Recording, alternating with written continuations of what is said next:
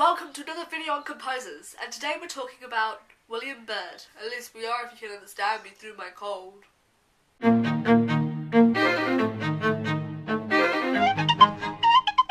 William Byrd was born either late 1539 or early 1540. Unlike the other composers we're looking at in this series, there are better records about William thanks to the research of John Harley, who discovered documents about Byrd dated the 2nd of October 1598, describing Byrd's age as 58 or abouts. However, historians still battle over whether he was born in Lincoln or in London. Ah, historical accuracy, the thing of dreams. He was famously a student of Thomas Tallis, whom he shared the honorary role of organist at the Chapel Royal with. Now, if you saw the video on Tallis, you'll know that in 1575, Queen Elizabeth I granted Byrd and Tallis a 21-year monopoly on printing music. Although that didn't go so well, they took full advantage of this license and published a grand collection of 34 Latin motets, 17 from Byrd and 17 from Tallis, dedicated to the Queen's 17 years on the throne. And the name of this collection, you ask? Cantoles qua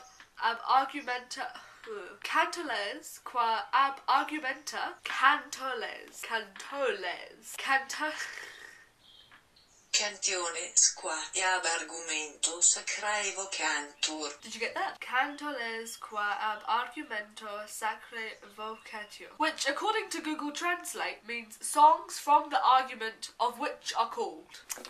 Google Translate. However, regardless of the long name I can't pronounce, even though the combined skill of the two composers was much, Cantoles Sacrae failed financially, and by 1577 they were forced to write to the Queen for help. The real question here is, why did the business venture fail? The answer might likely lie in the fact that both Tallis and Byrd were Roman Catholics, in a very Protestant England. And people were wary of that. They didn't want to risk their money buying new, unknown pieces of music over music they knew everybody was going to like. And having Catholic composers didn't help with that.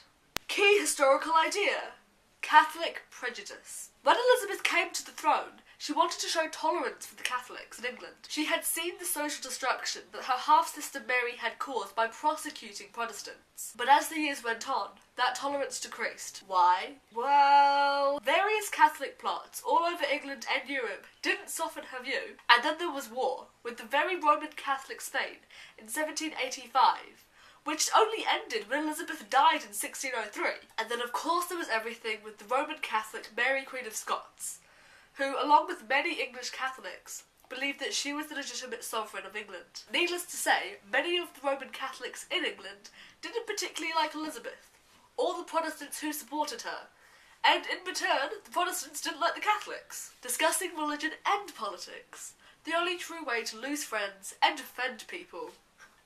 But anyway, that does create a nice segue for us to talk about William Byrd's Catholicism, which needs to be mentioned. John Harley's work has shown that it seems, unlike Tallis, who was born a Catholic, Byrd's family were Protestants. Awkward. It seems from 1517 onwards, Byrd became more and more involved with the Catholic Church. He composed around 50 Catholic motets between 1575 and 1591, and from 1584 he appears on recurrency lists of people who refused to submit and convert to Protestantism. And in 1585, his family home was searched, and his wife, Julian, who he married in 1568, was outlawed.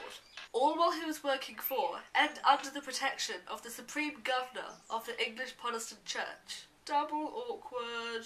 However, like Tallis, he remained a gentleman of the Court Royal, and remained employed by the Crown. But the real difference between Tallis and Byrd was the fact that Tallis seemed to find it easier to separate his private life from his professional life, writing music for the Protestant Church, while continuing his personal worship of Catholicism. However, William Byrd didn't find the separation as easy. He wrote a reasonable amount of music for his fellow Catholics, and was rather vocal about his beliefs, or so we're led to believe by arguably very biased Protestant historians of the time. To be fair though, he wrote a lot of music.